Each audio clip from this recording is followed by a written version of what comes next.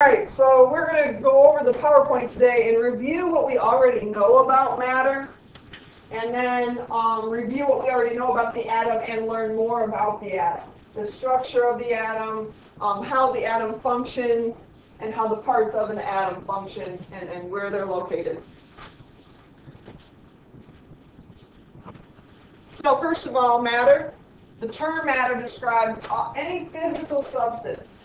Okay, a physical substance is something you can touch, you can smell it.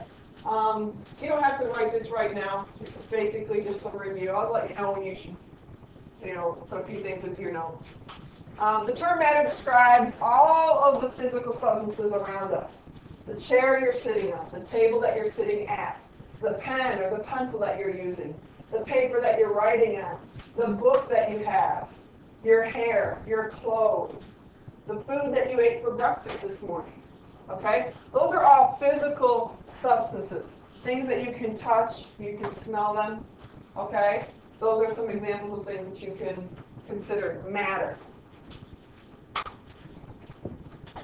So anything that has mass and takes up space, that's your typical definition. So go ahead and write that definition for matter. Anything that has mass and takes up space.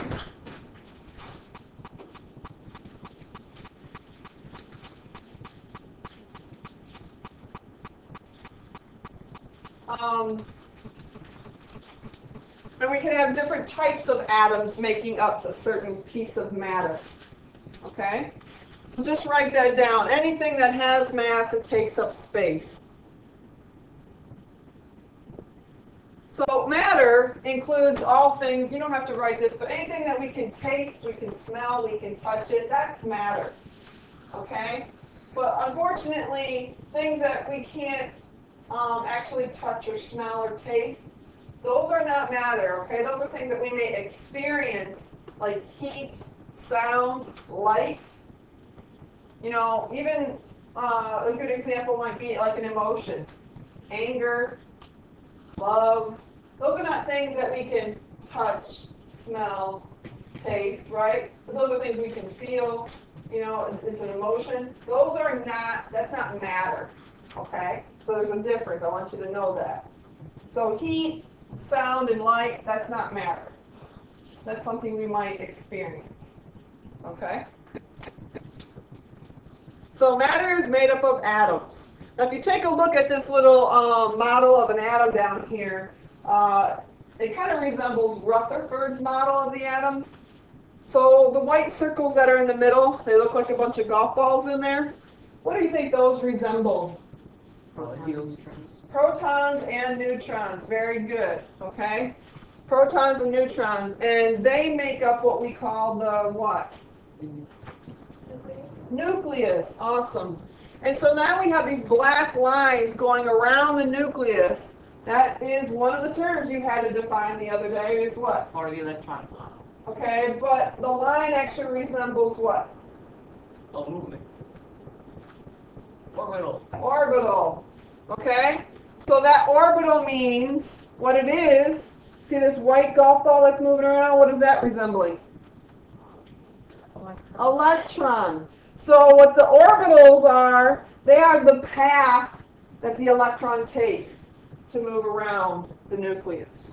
Okay? We'll talk about that a little bit more. So models. All right, we read about models earlier this week. You don't have to write this. We read about it earlier this week, and we defined the word model earlier this week. Models are often used for things that are too small or too large to be observed, or are too difficult to be easily understood. In the case of atoms, which we know are extremely tiny, we can't even see them with our own eyes, they make models of these things, okay? Models of the atom were used and still are used to explain data or facts that were gathered experimentally. So they tested their theories, their ideas, all right? And they came up with these models. So yesterday you had to define a word, atomic theory. So these models are, in a sense, atomic theories because they are ideas about what the atom looks like, how it functions, based on some of their tested ideas. Okay? So here are some examples of some of the models that people have seen over the years. Democritus, universe was made up of empty space of tiny bits of stuff, is what he said. Those tiny bits of stuff, he called them atomos. Another word that we now call what? Atoms, right? And he felt that atoms could not be divided. Then we have Lavoisier, a French scientist. He demonstrated that burning wood caused no change in mass. This is due to something now we know called the law of conservation of matter, is what he called it. How else have we described that in class? What's that law explain? No? Well, it does, but Mass can't be created or destroyed. good. Mass cannot be created or destroyed. Raise your hand if you remember us talking about that in our first unit this year. Good. All right. So Dalton, this is a model we did discuss on Monday. All elements are composed of indivisible particles, meaning we can't divide up or break apart those electrons and neutrons and protons into smaller pieces. They are what they are. That's what indivisible means. They cannot be broken apart. Atoms of the same element are the same. Atoms of different elements are different. Compounds consisted of atoms of different elements combined together. Thomson, this week we explained it as being the blueberry muffin model. Remember that we read about that earlier this week? And that even some people relate to it as the chocolate chip cookie model, that the chocolate chips relate to the electrons, the dough, it represents the rest of the atom. So he was saying that the atom is made up of positively charged material with negatively charged electrons. Rutherford, which is a model you'll hear plenty about, made up mostly empty space, which we do know now as to be true. We also know that it has a small and positive nucleus. The nucleus is positive because what it has in it. It only has what? Positive protons and neutral neutrons. Very good. Positive protons and neutral neutrons. So the only charge that exists inside the nucleus is positive. So it's a positive nucleus. Then what's the point of neutrons? If they're neutral. They have mass. And that's what helps to create the mass of that atom. Good question. Negative electrons scattered around the outside. Then we have the Bohr model. And the Bohr model is something that you may hear quite a bit about when you get into your chemistry class. That electrons move around these orbits or shells, and you may even hear the term rings.